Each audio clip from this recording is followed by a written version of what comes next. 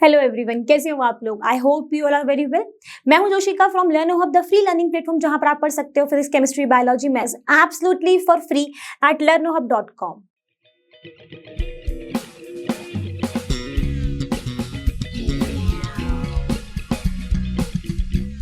तो चलिए बात करते हैं। आज भी हम करेंगे अपनी PYQ सीरीज, तो जिसमें हम आज डिस्कस करने वाले हैं set 5 of class 12th 2022 paper.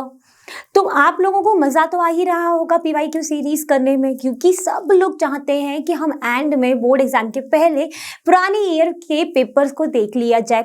तो उसी के रिगार्डिंग हमने चालू की थी ये सीरीज। तो आज हम डिस्कस करेंगे सेट 5, जो कि मैं आपको बता ही चुकी हूँ।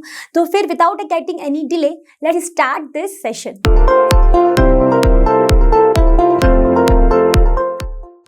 तो चलिए स्टार्ट करते। सबसे पहले क्वेश्चन की जो आज के सेशन का है, that is your question 1 according to the set 5 of term 2। इसमें बोला गया है कि explain with the help of a circuit diagram the working of a PN junction diode as a half wave rectifier. ठीक है, इसमें क्या है, यहाँ पर अब आपको क्या बोला है कि आपको पीएन जंक्शन का डायोड को बताना है कि वो किस तरीके से हाफ वेव रेक्टिफायर की तरह वर्क करता है। इसके पहले हमने जितने भी सेट्स किए हैं और जितने भी ईयर्स के पेपर सॉल्व कर रहे थे, वहां पर हमने देखा कि पीएन जंक्शन का फुल वेव रेक्टिफायर के क्वेश्चंस तो हमने डिस्कस किए, लेकिन हाफ वेव के शायद हमने उतना नहीं डिस्कस किया। तो आज हम देख लेते हैं। अगर हम यहाँ पर P और N जंक्शन है, P को हमने प्राइमरी ट्रांसफार्मर की तरह कर दिया है और यहाँ पर सेकेंडरी वाइंडिंग में हमने एक RL लोड कनेक्ट करा, उसके साथ ही साथ हमने एक क्या करा है, ये तो प्राइमरी वाइंडिंग हो गई ट्रांसफार्मर की, सेकेंडरी वाइंडिंग है ट्रांसफार्मर की। सेकेंडरी वाइंडिंग में हमने एक डायोड को कनेक्ट कर दिया है जो कि हमारा पीएन जंक्शन डायोड है, और इसके टर्मिनल पर हमने एक लोड रेजिस्टेंस को कनेक्ट करा है, जिससे हमें क्या मिलने वाला है, अपना डीसी का आउटपुट मिलने वाला है। अब यहाँ पर किस तरीके से वर्क होता है, क्वेश्चन तो यही है ना। ठीक है, तो अगर हम बात करें, अगर हम लोग एसी साइकिल की बात करते हैं तो ये होती है इस तरीके से हमारी एसी साइकिल, सभी जानते हैं इसके बारे में। अगर एसी साइकिल के पॉजिटिव हाफ में देखोगे, तो अगर आप पॉजिटिव हाफ यहाँ पर आपने एसी साइकिल दे रहे हो, इसका कौन सा पॉजिटिव हाफ यहाँ पर गया, तो जब ये पॉजिटिव हाफ है पी जंक्शन डायोड के पास गया तो ये पॉजिटिव जाएगा पी के पास, मतलब ये किस तरीके से होने वाला है, आपका फॉरवर्ड बाइस्ड हो जाएगा। जैसे ये हमारा फॉरवर्ड बाइस्ड हुआ तो it will act as a short circuit की तरह हो जाएगा, एंड यहाँ से हमारा एक फॉरवर्ड करंट फ्लो होने लगेगा। अब जैसे ही फॉरवर्ड करंट फ्लो हुआ, हम जानते हैं कि फॉरवर्ड बायसिंग में जो डायोड की जो खुद की रेजिस्टेंस होती है ना, वो बहुत ही कम होती है, जिसके कारण वो करंट को अलाउ कर दे। इसलिए मैंने आपको बोला कि वो शॉर्ट सर्किट की तरह बिहेव करेगा, जिसके कारण हमें अपना आउटपुट कहाँ मिलेगा, इस लोड रेजिस्टेंस के अक्रॉस मिल जाता है। ठीक है, इतनी बात हो गई। मतलब हमें आउटपुट किस तरीके का मिलेगा यहाँ पे, क्योंकि पॉजिटिव हाफ है तो हमें एक आउटपुट मिल गया। ठीक है, मान लो। फिर अगर हमने बात कर दी इस नेगेटिव हाफ साइकिल की, वो की कौन सी है, ये वाली है। जैसे ही ये गई तो ये जो डायोड था अभी ये बन गया हमारा रिवर्स्ड बाइस्ड। वो कैसा हो जाएगा, ओपन सर्किट, उसको पाथ ही नहीं मिलेगा फ्लो करने का, क्योंकि डायोड जो है वो हाई रेजिस्टेंस देता है। इसमें यहाँ पर बहुत ही स्मॉल अमाउंट ऑफ करंट जो कि आपका अनमेजरेबल होगा, उसका जिसका अमाउंट हम कह सकते हैं कि वो नेग्लिजिबल अमाउंट होगा। इसीलिए यहाँ से हमें इस लोड रेजिस्टेंस के अक्रॉस हमें कोई भी आउटपुट नहीं मिलेगा। मतलब जब सेकेंड आपकी कौन सी है, नेगेटिव हाफ थी, तो हमें यहाँ पे कोई आउटपुट नहीं है, तो वो इस तरीके से हो जाएगा। फिर से पॉजिटिव हाफ दोगे तब आपको फिर से मिलेगा, फिर से नेगेटिव हाफ जाएगा तो फिर से नहीं मिलेगा। इसीलिए इसको हम क्या बोलते हैं, हाफ वेव रेक्टिफायर बोलते हैं, क्योंकि हमें हाफ वेव्स मिलती हैं। फुल वेव में क्या देखा था हमने, फुल वेव में हमने देखा था कि हमें जो आउटपुट मिलता था वो कुछ इस तरीके का मिल रहा था। बात हो गई क्लियर। तो अभी हमने देख लिया कि पीएन जंक्शन को हम हाफ वेव रेक्टिफायर की तरह क्यों और कैसे यूज कर लेते हैं। ठीक है ना, बात हो गई।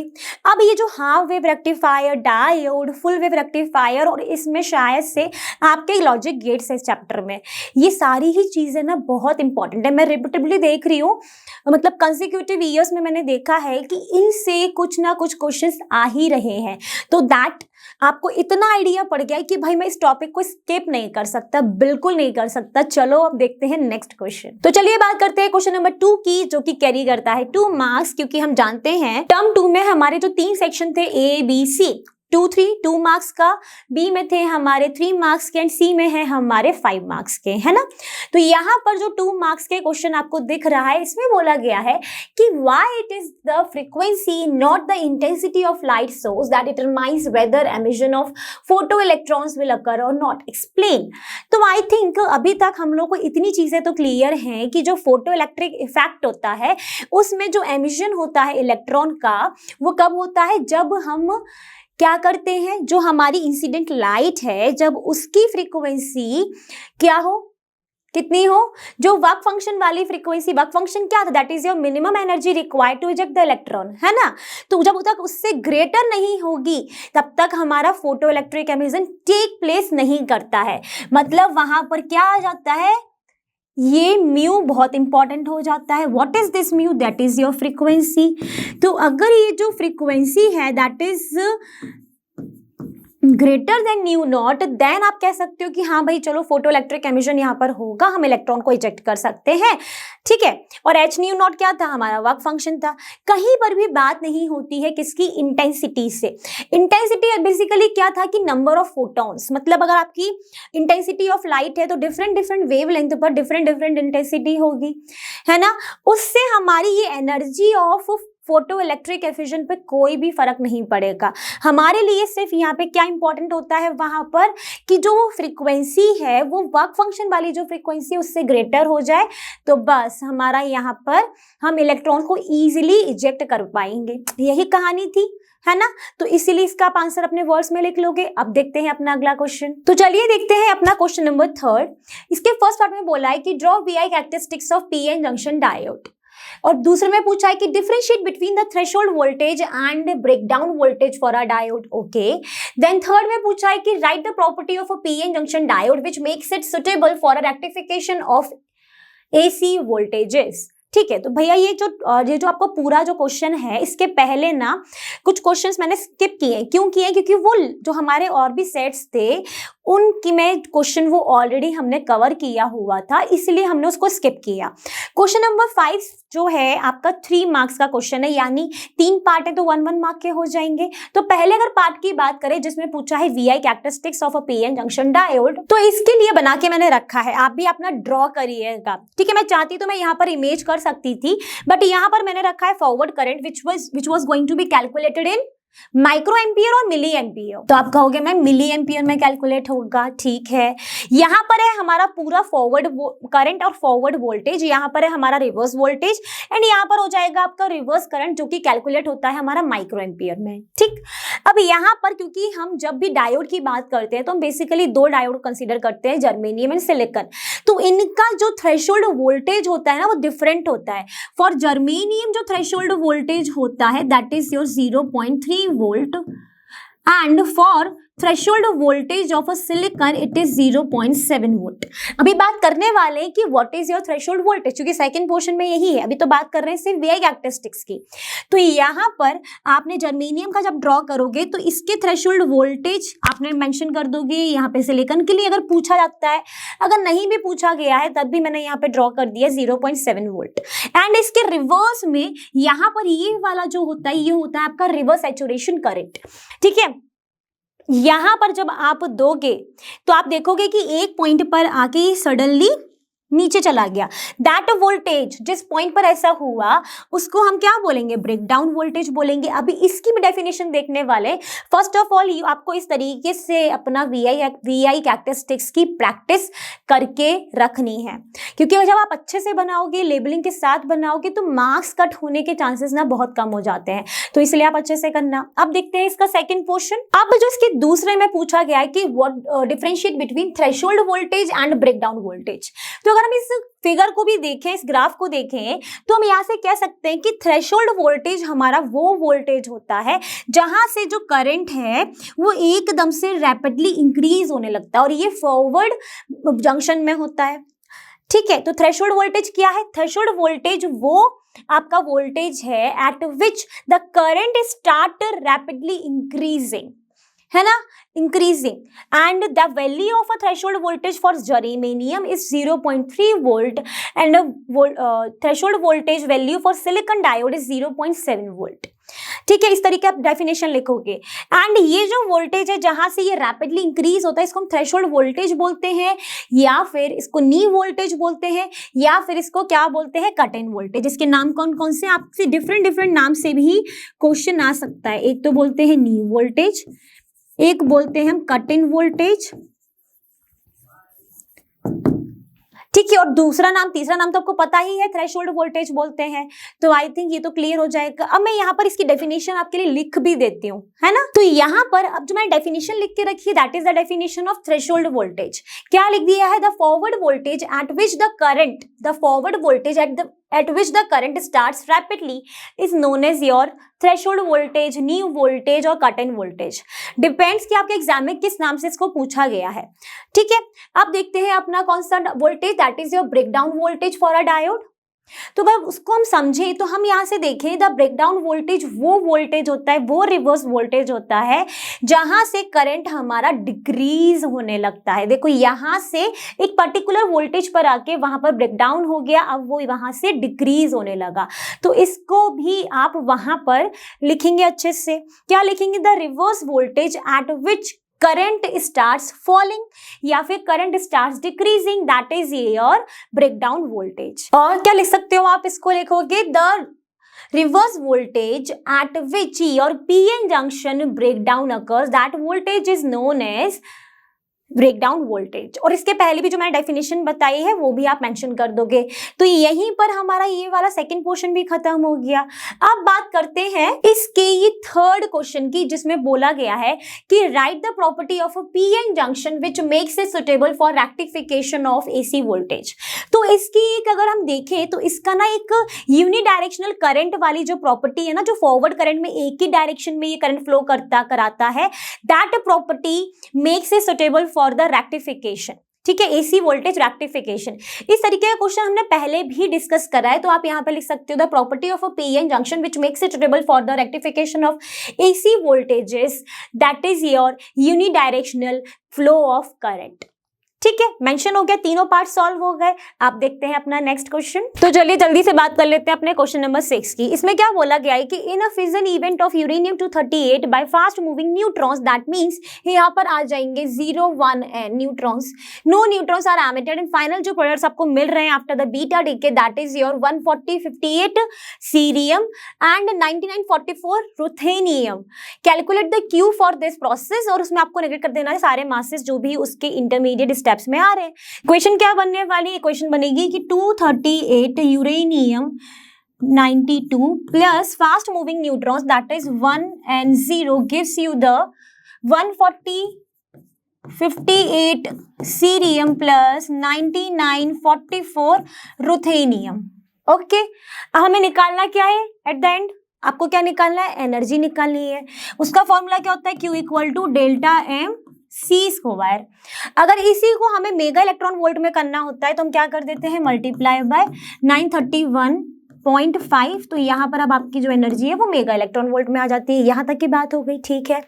डेल्टा एम कैसे निकालेंगे भाई, माइनस करेंगे सारे मासेस का। आप क्या कर सकते हो, रिएक्टेंस माइनस प्रोडक्ट्स करोगे, तो mass of uranium 238 92 plus mass of 10n that is your neutrons minus mass of 14058 cerium plus mass of 9944 ruthenium. सबको माइनस करोगे, कर देते हैं। सबके मासेस हमें ऑलरेडी गिवन है। अभी देखो मैंने मल्टीप्लाई 931 नहीं करा है, लेकिन अभी दिमाग में याद रखना, वहां पे जगह नहीं थी मैंने इसलिए वहां पे नहीं लिखा है। तो इसका अगर मास करोगे तो कितना दिया है, 238.05 प्लस कितना हो जाएगा 1.008665 माइनस कितना आएगा, इसका कितना मास है 139.90543 प्लस 98.90594। और क्योंकि सब सारी वैल्यूज किस में है, अभी तक u में रहेंगी, और हम जानते हैं कि 1u जो होता है वो 931.5 मेगा इलेक्ट्रॉन वोल्ट होता है। तो वो हमने पर सी स्क्वायर होता है, तो यहाँ पर इसीलिए हमने इसको लिख के रखा है। तो ये सी स्क्वायर से सी स्क्वायर हो जाते हैं कैंसिल, तो मल्टीप्लाई में बचता है आपका 931.5 और वैल्यू किसमें आएगी? मेगा इलेक्ट्रॉन वोल्ट में। क्या होता है 1U का relation in terms of a mega electron volt? That is this one जो लिखा हुआ है यहाँ पे, ठीक है। अब आप सॉल्व करोगे तो then you will get your answer 0.248085। ये कैसे आएगा? जब इसको आप सॉल्व कर लोगे, इतने पोर्शन को सॉल्व कर लोगे, मल्टीप्लाई किससे करोगे? 931.5 से करोगे, तब आपका आंसर कितना आ जाएगा इसका? जल्दी से मल्टीप्लाई कर लो, then you will get your answer. मैंने कैलकुलेट करके रखा है, मैं डायरेक्ट लिख देती हूँ यहाँ पर 231.09। यूनिट क्या रहेगी? मेगा इलेक्ट्रॉन वोल्ट में हमने स्टार्टिंग में ही चेंज कर दिया था किसको? इसकी जो वैल्यू आती वो यू में आती, ठीक है। तो 1U का रिलेशन हमने डायरेक्टली स्टार्टिंग में ही लगा दिया था, फॉर्मूले में ही लगा दिया था टू सेव द टाइम, ठीक है। जल्दी से बताना था इसलिए बता दिया। तो यहाँ पर आपकी एनर्जी निकल आई, आपने कैलकुलेट कर लिया, क्यों? That's it. मतलब ये क्वेश्चन पूरा सॉल्व हो गया। क्वेश्चन था सिंपल, डायरेक्ट क्वेश्चन है, डायरेक्ट फॉर्मूला बेस्ड क्वेश्चन है और डायरेक्ट वैल्यूज भी दी है, कहीं से भी कुछ भी ऐसा कोई कंसेप्ट नहीं लग रहा है जो आपको यहाँ पे ना पता हो, ठीक है। मूव करते हैं नेक्स्ट क्वेश्चन पर। तो चलिए बात करते हैं क्वेश्चन नंबर 8 की। क्वेश्चन नंबर 8 कितने मार्क्स का होगा? 3 मार्क्स का है, इसमें कैरी करता है 3 मार्क्स। कितने पोर्शन दिए? फर्स्ट एंड सेकंड, और सेकंड में भी आपके 2 पोर्शन है। फर्स्ट पोर्शन आई थिंक बहुत ही सिंपल क्वेश्चन है, that is the define SI unit of a power of lens. सबसे पहले आपको पता होना चाहिए कि what is the SI unit of power of lens, that is your dioptre, है ना। अब अगर डिफाइन करने को बोल दिया जाए इस डायोप्टर को, दैट इज क्या होता है भाई? 1 डायोप्टर आपका होता है 1/1 metre. That means focal length कब होती है? यहाँ पर कितनी होनी चाहिए? 1 मीटर होनी चाहिए, तभी आपका ये डिफाइन होता है। तो इसको क्या क्या लिखोगे? It is the power of a lens when your focal length is 1 metre, ठीक है। तो आप इस तरीके से डिफाइन कर दोगे, चाहो तो मैं लिख भी देती हूँ that it is the power of the lens when your focal length is 1 meter। बस इतना आप डिफाइन कर देना, आपको मिल जाएगा। क्योंकि पावर क्या होती है? 1/f होती है। 1/f में 1 मीटर होगा, तब आपका क्या यूनिट हो जाती है? 1 डायोप्टर के बराबर हो जाती है। चलो यहाँ तक हो गई। अब बात किसकी करें? सेकंड पोर्शन की बात कर लेते हैं। सेकंड पोर्शन में क्या बोला गया है कि a plano convex lens is made of glass of refractive index 1.5, यानी हमें ग्लास का रिफ्रैक्टिव इंडेक्स दिया है, रेडियस ऑफ कर्वेचर आपको दिया है, किसका? कॉन्वेक्स सरफेस का दिया है 25 सेंटीमीटर। तो पहले तो हम यहाँ पे क्या ड्रॉ कर ले भाई? प्लेनो कॉन्वेक्स लेंस ड्रॉ कर लेते हैं। तो प्लेनो कॉन्वेक्स क्या होगा? ये रहा प्लेन और कॉन्वेक्स ये रहा, तो ये कौन सा सरफेस हो गया? प्लेनो कॉन्वेक्स लेंस हो गया। इसमें जो ये कॉन्वेक्स लेंस बना है, इसकी किसका बना होता है? ग्लास का, जिसकी रिफ्रैक्टिव इंडेक्स हमें दी है 1.5। अब यहाँ पर अगर हम मान लें कि प्लेन सरफेस की जो रेडियस ऑफ कर्वेचर है that is your R1 and इसकी जो है वो R2 है, तो R2 भी हमें गिवन है कितनी? 25 सेंटीमीटर, ठीक है, गिवन है। इसके फर्स्ट में क्या पूछा है कि आपको फोकल लेंथ निकालनी है इस लेंस की, जो लेंस क्या है? प्लेनो कॉन्वेक्स लेंस से, ठीक है। तो राइट फॉर्मूला होता है हमारे पास that 1/f is equal to mu minus 1/R1 minus 1/R2। ये सबने पढ़ा है इस फॉर्मूले को, सब जानते हैं इसके बारे में, सभी जानते होंगे इसके बारे में, ठीक है मैम, जानते हैं बिल्कुल। अब मुझे ये बताओ, इस तरीके के क्वेश्चन हमने और भी सॉल्व किए हैं, और भी सेट्स में किए हैं, तो वहां पर हमने देखा है कि प्लेन सरफेस का जो रेडियस ऑफ कर्वेचर रहता है दैट इज ऑलवेज इंफिनिटी, मतलब R1 क्या हो गया? इंफिनिटी हो गया। R2 की बात करें जो कि एक कॉन्वेक्स सरफेस की है, तो R2 कहाँ बनेगा? इसका इस तरफ होगा, यानी वो नेगेटिव साइड होगा, तो R2 क्या हो जाएगा यहाँ पे? -25 सेंटीमीटर हो जाएगा। ये भी बात आ गई समझ में, ओके। फिर हम एयर टू ग्लास जा रहे हैं, ठीक। म्यू क्या होगा? That is μ2/μ1। μ1 आपका क्या है? एयर जिसका 1, ये है क्या आपका? ग्लास जिसकी हमें ऑलरेडी गिवन है, तो हम डायरेक्टली यहाँ पर उसको पुट कर देते हैं, तो ये हो जाएगा 1.5 माइनस 1/∞ माइनस 1/-25। तो ये हो जाएगा 0.5, ये आपका निगलेक्ट हो गया, मल्टीप्लाई 1/25। कैसे हो गया भाई, ये प्लस हो गए, ये आप हटा दो, 10 आ गया, 5, तो ये आ गया 1/50। क्या आया, ये 1/f आया है। यहाँ से हमारा फोकल लेंथ क्या आ गया, फोकल लेंथ आ गया 50 सेंटीमीटर, यानी हम बोल देंगे कि has the focal length of a lens is 50 centimetre. That's it, मतलब फर्स्ट पार्ट हमने डन कर लिया है। ठीक, फिर क्या बोला गया है, अब सेकंड पार्ट, इसके बी पोर्शन में भी तो क्वेश्चन है ना, उसको भी देखना पड़ेगा, उसके पहले इसको साफ कर लेते हैं। चलो ए पार्ट का आंसर डन हो चुका है, 50 सेंटीमीटर सब लोग कर लेना। बी पोर्शन में क्या बोला है कि अब ये जो लेंस है, इस लेंस के फ्रंट में यानी इस तरफ क्या रखा है हमने, एक ऑब्जेक्ट रखा है 50 सेंटीमीटर की दूरी पर। ठीक है मैम, रख दिया है, तो यानी यू क्या दिया है हमें, 50 सेंटीमीटर पॉजिटिव की नेगेटिव, लेफ्ट हैंड साइड है तो नेगेटिव। ठीक है, फोकल लेंथ हमने ऑलरेडी निकाली है, कितनी निकाली है, 50 सेंटीमीटर ही निकाली है। आपको निकालना क्या है, nature and position of the image formed, मतलब v निकालना है। तो v के लिए डायरेक्ट फॉर्मूला है क्या, लेंस की बात हो रही है तो क्या लगाएंगे, लेंस फॉर्मूला लगाएंगे, that is 1/f is equal to 1/v minus 1/u। ये हो जाएगा 1/v is equal to 1/f plus 1/u। ये आपका क्या हो जाएगा, 1/50 माइनस 1/50। कैसे, u नेगेटिव था तो ये सब तो कैंसिल, ये आ गया आपका 0। ये क्या आया है आपका, 1/v है 0, तो यानी v क्या हो गया भाई, इन्फिनिटी हो गया। यानी इमेज कहाँ फॉर्म्ड हो रही होगी, इन्फिनिटी पे फॉर्म्ड, पॉजिटिव है तो इस तरफ फॉर्म्ड होगी। ये भी बात हो गई ना। चलो, तो इन्फिनिटी सेंटीमीटर आपकी क्या आ गई, इमेज फॉर्म्ड हो गई, यानी हमने बता दिया इसकी पोजीशन क्या होगी from the centre, that is infinity. ठीक, अब पूछा क्या है, एक और चीज, नेचर पूछा है। तो सबसे पहला नेचर तो ये क्या रही, इन्फिनिटी पे फॉर्म्ड हुई है तो क्या होगी, तो आप बोलोगे कि ये जो ऑब्जेक्ट था वो हमारा नेगेटिव में था, ये पॉजिटिव में, यानी इमेज तो हमारी रियल एंड इन्वर्टेड होगी और हाईली मैग्नीफाइड होगी। ठीक है, तो हमने नेचर भी लिख दिया, यानी नेचर भी डन, पोजीशन भी डन, यानी ये पूरा क्वेश्चन हो गया डन डनाडन। अब देखते हैं नेक्स्ट, तो चलिए बात कर लेते हैं क्वेश्चन नंबर 8 की। क्वेश्चन नंबर 8 में क्या बोला है, slit of width 0.6 mm, that means ये क्या दिया हमें, slit की width यानी small d is illuminated by a beam of light consisting of two wavelengths, that is your lambda 1 and this is your lambda 2. The diffraction pattern is observed on a screen 1 meter away, that is your capital D, difference between the slit and the screen, capital D.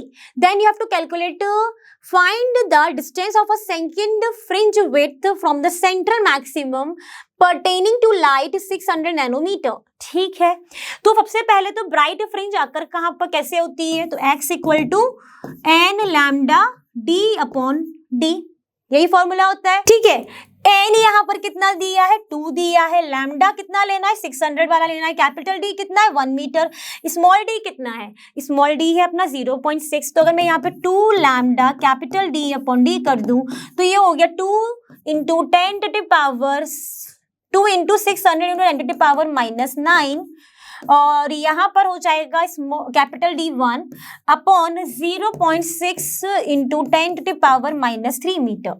Solve करोगे तो ये ऊपर 10 गया, तो यहाँ पर आ गया 2 into 600 into 10 to the power -9 into 10 to the power, इसको ऊपर ले गए 3 इंटू 10 अपॉन 6, ये कितना हो गया 100। कितना आ गया यहाँ से 2200 और 10 इधर से into 10 to the power -6 metre, या फिर आप कह सकते हो 2 into 10 to the power -3 metre, और क्या लिख सकते हो 2 mm। तो आपका ये क्या निकल आया, आपकी डिस्टेंस निकल आई, किसकी निकल आई, सेकंड ब्राइट फ्रिंज की। तो यानी जो आपका सेकंड ब्राइट फ्रिंज है वो सेंट्रल मैक्सिमा से कितनी दूरी पे बनेगा, यह वाला सेकंड होता है ना, ये फर्स्ट, ये सेंट्रल, यहाँ तक की दूरी कितनी रहेगी 2 mm की डिस्टेंस पर बनेगा फ्रॉम द सेंट्रल मैक्सिमम। यानी क्वेश्चन हो गया सॉल्व। आप देखते हैं नेक्स्ट वन। तो चलिए बात करते हैं क्वेश्चन नंबर 9 की। क्वेश्चन नंबर 9 में क्या बोला गया है कि calculate the energy and momentum of a photon in a monochromatic beam, जिसमें आपको वेवलेंथ आपको गिवन है। अब अगर वेवलेंथ गिवन है तो आपके लिए एनर्जी निकालना आसान हो जाएगा। एनर्जी का फॉर्मूला क्या होता है, hc अपॉन लैम्डा, यही पढ़ा है आपने एनर्जी ऑफ फोटोन का। ठीक है, एच क्या होता है हमारा प्लैंक्स कांस्टेंट, जिसकी वैल्यू हम इजीली जानते हैं 6.63 × 10⁻⁻34। सी क्या होता है speed of light in vacuum 3 × 10⁸ upon lambda कितना दिया है 331.5 × 10⁻⁻9 में आप कन्वर्ट कर लोगे नैनोमीटर को मीटर में। ठीक है, फिर क्या करोगे आप इसको सॉल्व करोगे, आप इसको लमसम इक्वल टू मान लो 332 के, तो ये कितना हो जाएगा 6.63 × 10⁻⁻34 × 3 × 10⁸ अपॉन 332 × 10⁻⁻9, ये 100 नीचे ले लो, ये हो गया यहाँ से ये आप कैंसिल कर सकते हो। जब आप सॉल्व करोगे तो ये कुछ आपका इक्वल आएगा 6 × 10⁻⁻34 × 10⁻⁻2 × 10⁸ × 10⁻9, ये लमसम इक्वल टू 6 के बराबर हो जाए कैंसिल करने के बाद। ठीक है, ये कितना हो जाएगा 6 × 10⁻⁻36 × 10⁻17। ठीक है, यहां से कितना हो जाएगा ये 6 × 10⁻⁻19, तो ये आपका क्या निकल आएगा एनर्जी। एनर्जी किसकी निकल कर आ गई, फोटोन की एनर्जी निकल कर आ गई। आपको यही निकालना था एक मोनोक्रोमेटिक बीम की। अब एनर्जी निकल कर आई है तो यूनिट लगाएंगे क्या, जूल।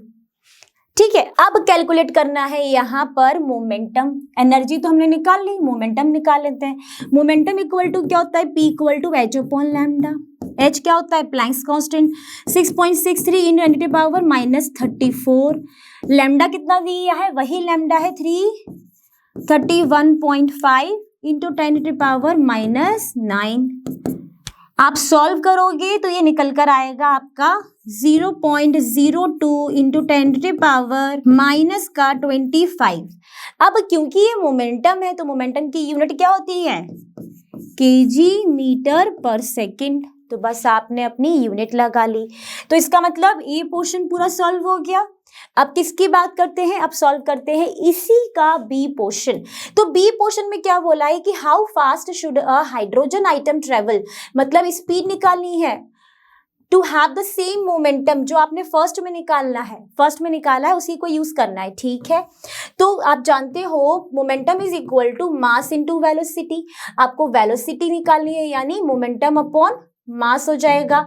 मोमेंटम आपने अभी अभी निकाला है, दैट इज 0.02 × 10⁻⁻25। अब मास किसका लोगे जल्दी से बता दो। तो किसकी बात हो रही है यहाँ पर, हाइड्रोजन आइटम की। हाइड्रोजन आइटम का ही मास लेंगे तो कितना हो जाएगा 1.67 × 10⁻⁻27। सॉल्व करोगे निकल कर आएगा 1.1 मीटर/सेकेंड। इतना ये निकल कर आ जाएगा। बस जैसे ही आपको वेलोसिटी मिल गई, मतलब आप लिख दोगे कि हाइड्रोजन आइटम कितना फास्ट दौड़ रहा है, इतनी स्पीड से वो जा रहा है। इसका मतलब ए एंड बी पोर्शन क्या हो गया, डन हो गए। अब देखते हैं नेक्स्ट वन। तो चलिए बात करते हैं क्वेश्चन नंबर 10 की। क्वेश्चन नंबर 10 में क्या बोला है कि a ray of light passes through a prism. तो this is your prism ABC, जिसका हमें रिफ्रैक्टिव इंडेक्स दिया है √2। Okay, find the angle of incidence कहां पर निकालना है, at face AC। That means ये वाला जो फेस AC है यहां पर आप मान लो ये एंगल R2 है, यही आपको निकालना है। हो क्या रहा था कि यहां से जब आपकी रेस गई तो ये इस तरीके से गई और यहां पर रिफ्रैक्ट हो गई 90 डिग्री से। ठीक है, तो आपको ये एंगल ऑफ इंसिडेंस निकालना है। फिर आपको दिया क्या है कि आपको एंगल ऑफ प्रिज्म गिवन है 60 डिग्री। ओके, तो पहले केस की अगर बात करें, ओनली फर्स्ट की बात करें, अगर हम सिर्फ यहाँ पर इस फेस पर अब क्या लगा देंगे, स्नेल्स लॉ लगा देंगे, हमने पढ़ा हुआ है। जब हम स्नेल्स लॉ लगाएंगे तो क्या होगा, refractive index of this one μ1 sine क्या आएगा, angle of incidence that is your R2। फिर यहाँ पे गया तो क्या होगा, μ2 यहाँ पर क्या रह सकती है, एयर, और ये हो जाएगा साइन 90 डिग्री। 90 डिग्री बना रहा है ना नॉर्मल से। ओके, ये है आपका √2, ये है साइन R2, यहाँ पर हो जाएगा 1। Sine R2 is equal to 1 upon √2, यानी R2 आपका हो गया 45 डिग्री। डिग्री लगाना मत भूल जाना, गड़बड़ हो जाएगी। यानी आपकी R2 की वैल्यू आ गई 45 डिग्री। तो आपने निकाल लिया angle of incidence at this face AC। Okay, अब अगर बात करें इसके सेकंड पोर्शन की, तो सेकंड पोर्शन में क्या बोला है, the angle of minimum deviation for this prism. ठीक है, तो इसके लिए डायरेक्ट फॉर्मूला होता है mu equal to sine A plus delta M upon 2 upon sine A upon 2। A की वैल्यू हमें ऑलरेडी गिवन है, ए होता है क्या, एंगल ऑफ प्रिज्म। ठीक है, तो अगर ए हमारा एंगल ऑफ प्रिज्म है तो यहां से हम बोल सकते हैं 30 डिग्री है, ये हमारा √2 है, तो ये हो गया sine 60 degree plus delta M upon 2, यहां पर बचेगा sine 60 degree upon 2 that is your 30 degree. ठीक है, रख दिया। 30 डिग्री की वैल्यू होती है 1/2 साइन में, तो √2 multiply 1/2 is equal to sine 60 degree plus delta M upon 2। Okay, ये भी हो गया। यहां से ये गया तो यहाँ बचेगा √2, यानी ये बच गया क्या, साइन 45। तो हमने क्या करा, हमारा ये साइन 45 से हमने कंपेयर किया तो ये वाली इक्वेशन बन गई। जैसे हमारी ये इक्वेशन बनी तो ये 45 मल्टीप्लाई 2 किया तो क्या होगा 90, डेल्टा एम क्या हो जाएगा 90 degree minus 60 degree that is 30 degree. तो आपका angle of minimum deviation for this prism कितना आ गया, 30 डिग्री आ गया, डेल्टा एम भी निकल आया। ठीक है, यानी ये क्वेश्चन पूरा सॉल्व हो गया। फर्स्ट पार्ट की वैल्यू कितनी आई थी 45, सेकंड पार्ट की आई 30 डिग्री, यानी क्वेश्चन हो गया डन डनाडन। देखते हैं अपना नेक्स्ट क्वेश्चन। तो चलिए बात करते हैं अपने क्वेश्चन नंबर 11 की, which is the second last question of this set. हमने देखा है ना कि अपनी जो 2022 में जो टर्म 2 हुआ था उसमें 12 क्वेश्चन आए टोटल, तो ये क्वेश्चन नंबर 11 सेकंड लास्ट ही तो हुआ। ठीक है, अब बोला क्या गया है इसके फर्स्ट पार्ट में, that arrange the following electromagnetic radiation in the ascending order of their frequency. Ascending मतलब इंक्रीजिंग ऑर्डर। तो आपको ये कुछ दी हुई है इलेक्ट्रोमैग्नेटिक रेडिएशन, कौन कौन सी दी है, X-ray, microwaves, gamma rays, radio waves. तो यहां पर इनका जो असेंडिंग ऑर्डर होगा that is your radio waves, फिर आपका आएगा माइक्रोवेव्स, फिर आपकी आती है एक्सरेस, और सबसे ज्यादा किसकी हो जाएगी भाई, गामा रेस की हो जाएगी। तो भाई यहाँ पर लिख दिए, आपको बताया गया है, हर बार हर पेपर में बताया गया है कि इलेक्ट्रोमैग्नेटिक वेव्स चैप्टर में आपको पूरा स्पेक्ट्रम अच्छे से याद करना है, उनके एप्लीकेशंस याद करने हैं, क्योंकि इनसे क्वेश्चन हर बार हर साल पूछा ही जा रहा है। तो प्लीज इस बात को आप कहते हैं ना, समझ लो, घोट के पी लो कि इस चीज को हम बिल्कुल भी स्किप नहीं कर सकते, बिल्कुल भी नहीं। देखो ये 3 मार्क में क्वेश्चन आया और ये बहुत ही सिंपल क्वेश्चन आया है ना। तो अगर आपने इतनी चीजें चैप्टर से कवर कर ली तो आपके कुछ मार्क्स तो बिल्कुल सिक्योर्ड है, क्योंकि मैक्सिमम क्वेश्चन इससे आना ही है। ये तो कभी नहीं ऐसा होगा कभी भी वो 1 नंबर में पूछ ले, चाहे 2 नंबर में पूछे, चाहे 3 में पूछे, बट क्वेश्चन जरूर जरूर जरूर आएगा। ठीक है, अब क्या पूछा है इसके सेकंड में कि right 2 uses of any 2 of these radiation. किसी भी रेडिएशन के हमें 2 बताने, इनमें से कोई। तो अगर हम बात करें सिर्फ माइक्रोवेव्स की, तो माइक्रोवेव्स को हम कहाँ यूज कर लेते हैं भाई, सबसे पहले तो माइक्रोवेव्स को हम यूज करते हैं कहाँ पर, जल्दी बताओ, I am waiting for your answer. सबसे पहला इसका सबसे अच्छा आंसर हो जाता है रेडार, है ना, वेदर फोरकास्टिंग में। फिर हम इसका कहाँ यूज कर लेते हैं भाई, कहाँ यूज करते हैं, अपने घरों के माइक्रोवेव्स में, है ना, कुकिंग में यूज कर लेते हैं। ठीक है भाई, वो भी आप लिख देना। फिर क्या पूछा है कि एक और का बताना है, तो एक का चाहिए और, तो आप लिख सकते हो रेडियो वेव्स का। रेडियो वेव्स को हम यूज करते हैं कम्युनिकेशन में, है ना, कम्युनिकेशन में यूज करते हैं। और दूसरा क्या लिख सकते हो, जल्दी बताओ, जल्दी जल्दी कमेंट करके बताओ कहाँ लिख सकते हो। तो आप लिख दोगे कि इसको मैम हम यूज कर सकते हैं, तो कम्युनिकेशन हो गया, दूसरा आप लिख सकते हो सेलुलर फोन्स में।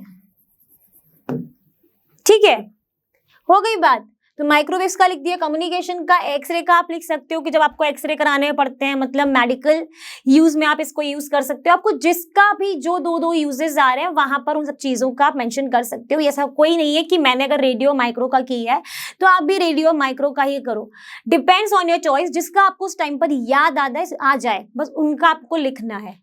ठीक है, डन हो गया ये भी क्वेश्चन। अब देखते हैं नेक्स्ट वन। तो चलिए बात करते हैं क्वेश्चन नंबर 12, जो कि हमारा क्या है, लास्ट क्वेश्चन है। लास्ट क्वेश्चन है, यानी ये क्या है, हमारा केस स्टडी है, जो कि कैरी कितने करता है, 5 मार्क्स। इसमें क्या बोला गया है कि एक रे ऑफ लाइट है जो कि ट्रेवल कर रही है फ्रॉम डेंसर टू रेयरर। ठीक है, आफ्टर रिफ्रैक्शन होने के बाद it's went away from the normal से क्या हो रही है, अवे हो रही है. When we keep increasing the angle of incident, the angle of refraction also increases till the refracted ray gauges along the interface of two media. ठीक है. The angle of incidence for which it happens is called critical angle. Okay. If the angle of incidence further increased, then the ray will not be emerged and it will reflected back. Okay, in the denser medium. This phenomena is known as TIR. What is TIR? Total internal reflection of light. ठीक है, हमने पूरी study पढ़ ली. अब इसके questions देख लेते हैं. तो इसका पहला क्वेश्चन आपकी स्क्रीन पर है जिसमें बोला है कि a ray of light travels from a medium into water at an angle of incidence that is your 18 degree. The refractive index of the medium, यानी refractive index of medium is greater than the refractive index of water. That means ये जो medium है ये हमारा हो गया है denser, ये हो गया rarer. The critical angle of the interface between the two media is 20 degree. Which one of the following figures best represent the correct path of the ray of the light? अब जब आपने TIR पढ़ा था ना तो वहां पे बहुत सारे आपने फिगर्स स्टडी किए थे, करे थे ना. ठीक है, इसमें भी देख लेते हैं. तो इन सारे में ना जो वाटर रेयर है, ये डेंसर है, ये रेयरर है, ये डेंसर है, ये रेयरर है, ये डेंसर है. ठीक है, उसमें क्या बोला, जब डेंसर टू रेयरर जाएंगे तो नॉर्मल के जो रिफ्रैक्टेड रे वो क्या हो जाएगी, band away from the normal. Band away from the normal भी हो रही है ना. ठीक है मैम, समझ गए.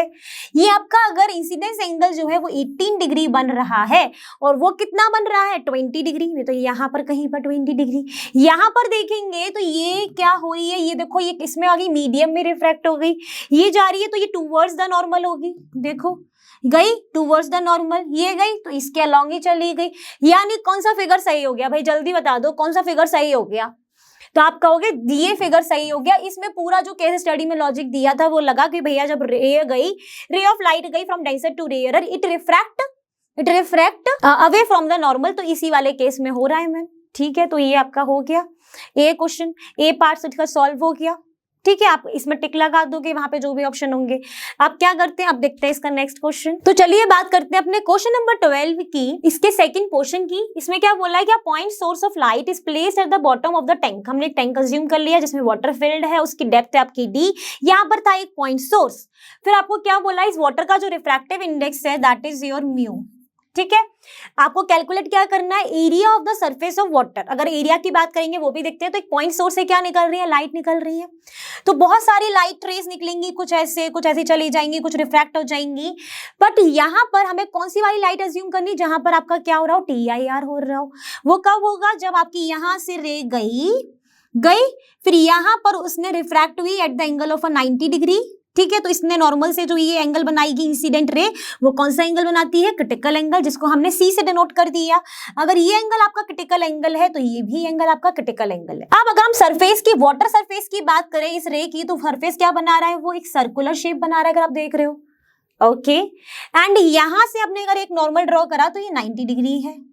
ठीक है, अब अगर मैं सिर्फ यहां से इस रे की बात करूं, ये क्रिटिकल एंगल की बात करूं, तो साइन सी क्या होता है, हमने पढ़ा है, साइन सी हो जाएगा हमारा refractive index of rarer upon refractive index of denser. That means rarer का 1 हो गया, ये हो गया आपका म्यू वाटर वाला, तो 1 अपॉन म्यू हो गया. ठीक है, उसके बाद अगर मैं यहाँ पे नेमिंग कर दूं, ये पॉइंट सोर्स को A बोल दूं, इसको B बोल दूं, इस पॉइंट को C, और ये जो पॉइंट है इसको मैंने D बोल दिया. अब अगर मैं बात कर रही हूँ सिर्फ इन ट्रायंगल ADB, तो यहाँ पर D कौन सा एंगल है, 90 डिग्री है. ठीक है, तो ये इसका क्या कहलाएगा, परपेंडिकुलर कहलाएगा. ये क्या कहलाएगा, इसका बेस कहलाएगा. ओके, तो यहाँ पर अगर मैं ये tan C निकालती हूँ, यहाँ पर ये C है तो tan C निकालती हूँ, तो perpendicular upon base, that means perpendicular क्या है इसका R, बेस क्या है इसकी डेप्थ AD वाला, ये AD जिसकी वैल्यू क्या है D है. यहां से जो मेरी रेडियस है ये क्या आ गई, D tan C आ गई. अब क्योंकि मुझे ये दिख रहा है कि सर्कुलर शेप बना रहा है, तो इस सरफेस का जो एरिया है वही तो निकालना है. तो एरिया ऑफ द सरफेस की अगर बात करें तो क्या हो जाएगा, पाई R स्क्वायर हो जाएगा. दैट मीन्स पाई R की वैल्यू अगर रखते हैं तो D स्क्वायर और tan स्क्वायर C, ये आ गया. लेकिन कहीं पर भी ऐसा ऑप्शन नहीं है ना. ठीक है मैम, अब हमको यहाँ पर क्या निकालना है, tan C की वैल्यू निकालनी है. हम जानते हैं कि साइन ट्रिग्नोमेट्री में हमारा होता है परपेंडिकुलर अपॉन हाइपोटेनियस। क्या हम यहाँ से बेस निकाल सकते हैं? बिल्कुल निकाल सकते हैं। बेस क्या आ जाएगा by the use of the Pythagoras theorem, that is your under root mu square minus 1, यही आ जाएगा। बेस हमको मिल गया। अब बेस मिल गया मतलब हमें यहाँ पर tan c को अगर हम यहाँ पर देखें तो ये था बेस वाला पोर्शन, यहाँ पर क्या रखना है म्यू स्क्वायर। r तो पहले से ही हम ले लेंगे। चलो तो क्या होने वाला है जल्दी बताओ, r की वैल्यू क्या होने वाली है? यहाँ पर भी ये परपेंडिकुलर है, यहाँ पर भी ये परपेंडिकुलर है, कंपेयर कर लो, r की वैल्यू आ जाएगी 1। ठीक है, तो अब ये हो गया पाई डी स्क्वायर, क्या आएगा tan स्क्वायर सी, फिर tan स्क्वायर सी हो गया हमारा, tan सी कितना हो गया 1 upon under root mu square minus 1 इस केस के लिए। तो आपका यहाँ पर आ गया पाई डी स्क्वायर 1 का स्क्वायर इतना upon under root mu square minus 1 का whole square, that means pi D square upon mu square minus 1। यानी हमें मिल गया हमारा आंसर शायद से, अभी मैंने ऑप्शन नहीं देखे। अगर ऑप्शन देखूं तो ये तो नहीं है पाई डी स्क्वायर अपॉन 2, नहीं, ओ यही तो है मेरा B option is the correct answer. ये गलत, ये गलत, बी ऑप्शन मेरा निकल आया। क्या था? इस तरीके के क्वेश्चन आपके एनसीईआरटी में भी है, तो आपको ऐसे क्वेश्चन प्रैक्टिस करने चाहिए। और ये क्वेश्चन ना थोड़े से अच्छे होते हैं, मतलब यहाँ पर अगर कुछ भी कंफ्यूजन क्रिएट हुआ, एक वैल्यू भी इधर उधर हुई, तो सब आंसर हो जाएगा गलत। ठीक है, चलो बढ़ते हैं अपने नेक्स्ट क्वेश्चन पर। तो चलिए बात करते हैं अपने third question of question number 12, जिसमें बोला है कि for which of the following media with respect to air the value of the critical angle, word पे ध्यान दे देना भाई, critical angle is maximum. Critical angle maximum कब होगा? साइन सी क्या होता है 1 अपॉन म्यू, यानी जिस भी इसमें से ऑप्शन में से जिसका भी रिफ्रैक्टिव इंडेक्स सबसे कम होगा उसका क्रिटिकल एंगल सबसे ज्यादा होगा, क्योंकि रिलेशन क्या है, इनवर्सली प्रोपोर्शनल है। ठीक है, ठीक है, इस बात को ध्यान रखना है। ओके, अब यहाँ पर हम कैसे मालूम करेंगे कि सबसे ज्यादा रिफ्रैक्टिव इंडेक्स किसका है? तो इनकी ना आपकी ना एक चार्ट दी है आपकी एनसीईआरटी में, जिसकी सारी वैल्यूज आपको दी है। Like refractive index of diamond is 2.42, water सब जानते हैं 1.33, and I think flint glass का वेरी करता है, दैट इज 1.4522, एंड इसका होता है कुछ 1.52। ठीक है, हमें सबका रिफ्रैक्टिव इंडेक्स हमारी एनसीईआरटी में दिया गया है, एक टेबल सी दी गई है, आप देखना अच्छे से। अब यहाँ से हमें ये मालूम पड़ गया कि सबसे ज्यादा जो रिफ्रैक्टिव इंडेक्स है वो तो हमारा डायमंड का है, यानी सबसे कम क्रिटिकल एंगल डायमंड का ही होगा। अब हमें कौन सी चीज देखनी चाहिए जिसका सबसे कम रिफ्रैक्टिव इंडेक्स है? सबसे कम रिफ्रैक्टिव इंडेक्स है आपका वाटर का, यानी सबसे ज्यादा क्रिटिकल एंगल किसका बनेगा? इसी का बनेगा। रिलेशन आपके सामने है, यानी option C is the correct answer. भाई हो गया। यहीं पर क्वेश्चन पूछ लेता कि which of the following has the maximum refractive index, तो आंसर क्या हो जाता? डायमंड हो जाता। ठीक है, तो क्वेश्चन को अच्छे से स्टडी करना। ओके, चलो अब देखते हैं नेक्स्ट। तो चलिए बात करते हैं fourth question of question number 12, जिसमें बोला गया था critical angle for a pair of two media A and B of refractive indices 2 and 1 respectively is.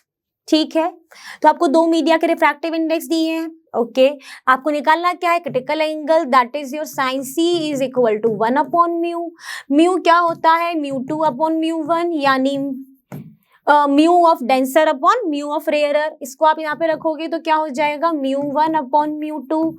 तो ये आपका होने वाला है सबसे डेंसर मीडियम कौन सा है यहाँ पर?